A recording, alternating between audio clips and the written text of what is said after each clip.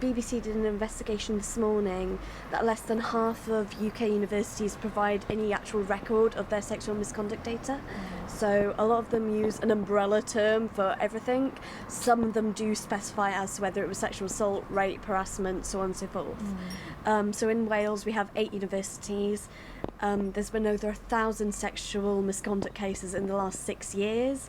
Lots of people are choosing obviously not to report, so realistically the number's going to be a lot higher than that.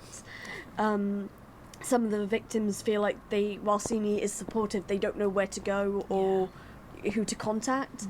What BBC Wales did find is out of 142 UK universities, 42 didn't respond when asked for the data, 33 refused to give them the data, and 67 universities only give them partial data. So, for example, the University of South Wales didn't hold any sexual misconduct data from before the academic year 2017 to 2018, and it was deleted 6 years after the last action in the case. So they're just not only are they not keeping the data, but they're not publishing it as well. So what do we think? There's been a lot of campaigns recently to mandate universities that they have to publish the data. What would you say to that? I know that Cardiff Uni published their data, and there have been motions that have been tried to put forward in our own SU at Met to do that.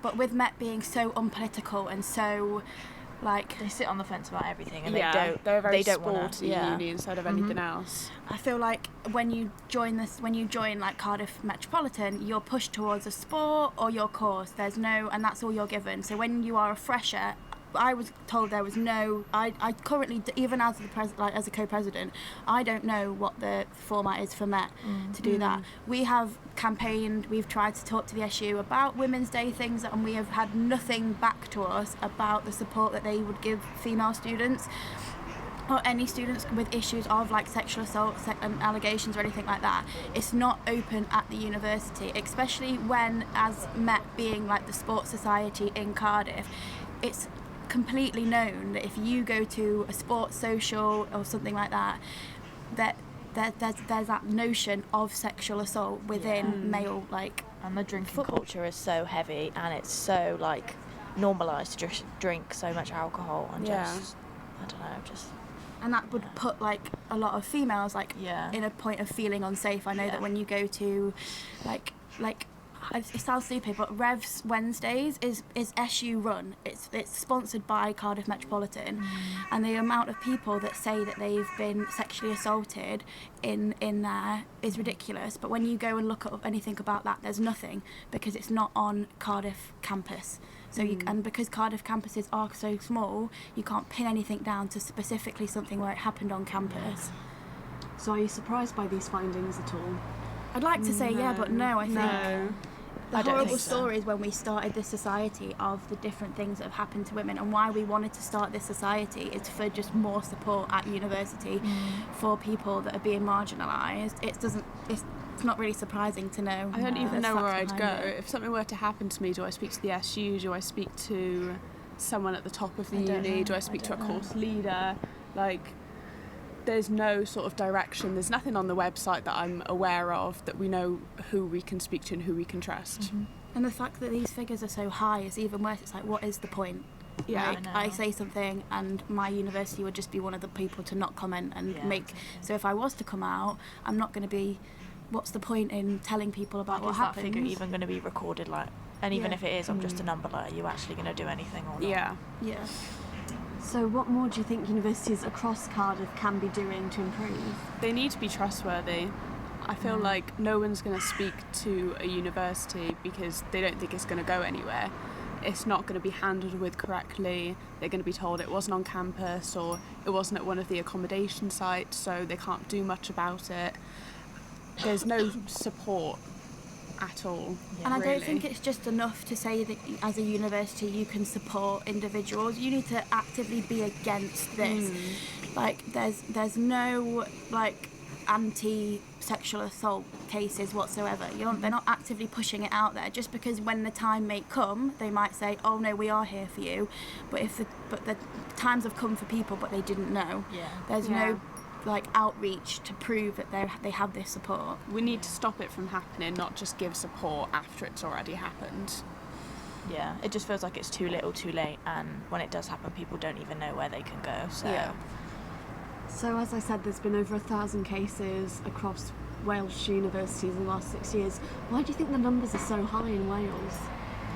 You've got 3 universities jam-packed, and I think especially with like you've got a Russell Group uni and you've got a majority sports university, I think it's such a male-dominated space, especially like even as we just started, we were the first feminist society at Met. There's so little places that are like minority orientated spaces for marginalised individuals where they can feel safe, when there's so much more spaces for people that have all the freedom they want. So it puts you at a space where people that have already got all those privileges feel even safer to abuse what power they do have. I mean, we don't. Sorry, I don't even know where I was going to go with that. I mean, it's brushed under the rug like a lot. Sexual assault in Wales. You don't hear anything about it on the news, really. Don't hear any campaigns. There's not really. There are marches, but it's not publicised to the point where everyone knows about it. And the campaigns and the marches are student run. There was the Reclaim the Night one. Then obviously there's Time to Act Cardiff, and they're both such amazing things, but they're student run. It shouldn't be down to us. It shouldn't have to be down to the people that are experiencing these assaults to be like, we've had enough. It should be the institutions that we pay so much money to be in, wanting to create a safe environment for their students. But then people are acting like after it's already happened, so like the trauma's already there, like the damage has been done. So obviously it's International Women's Day today. Another study has found that men aged between 18 and 35 think feminism has gone far enough, we don't need it anymore, we've got jobs, we're no longer just mothers and housewives, we can have a bank account, we can buy a house. Why do you think as a feminist society that we still need feminism? There are so many people left out. It's looking at a very small number of women who are able to do all these great things, and even then they will experience things that men won't have to experience, Such as sexual assault in the workplace, the gender pay gap, and even if that's sorted, then there are just certain, it's still not, it's difficult to put it into words. It's just not. Women still aren't safe, and more specifically like black women, disabled women, so many other groups are still not safe. And if men aged 18 to 35 was it look around and they think women, they don't like, how would they feel they are as part a of the woman? problem. You've got so rose-coloured privileged. glasses on. They really don't see it. You can talk to the majority of women that say they've been sexually assaulted at some point in their lifetime, which is a power imbalance. Men think they can still do that to women. A lot of women taking on caring roles compared to men. Men getting like a more like getting higher paid jobs straight out of university. It looks just because we're not like campaigning for the right to vote, and we're not, doesn't mean that it's complete like equality on the board. And so lastly then, what would you say to victims of sexual assault or rape or sexual harassment that are too scared to speak out? Do it on your own terms. That you don't have to. Don't wait for your university, because they're not gonna. Because I didn't speak out about mine when I was younger, and I waited until it happened to someone else, and then the police contacted me, and even then I ended up pulling out the court case because I couldn't do it. And it's a lot to ask of someone. It's very traumatising to have to relive that experience through speaking to multiple police and having to go through the court system and try and prove to all these people that it did happen to you.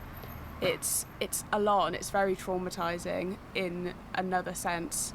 And it's a lot to ask of someone, and some people can do it and good on them, and some people can't, and you shouldn't have to. You really shouldn't. And if you're not able to, but you still want the support, although like not very big, but obviously there's like our FemSoc, the uni our FemSoc, there's Aubergine Cafe, there's so many. Women's Aid. There's Cardiff Women's Aid. There are small groups around Cardiff that are here to help you. Like with or without like a public declaration of what happened to you, because that's not, although it's nice to be able to have these declarations to prove these points, that's not our responsibility to have to prove that this happens to us. You don't owe it shouldn't to happen anyone. us to the first place.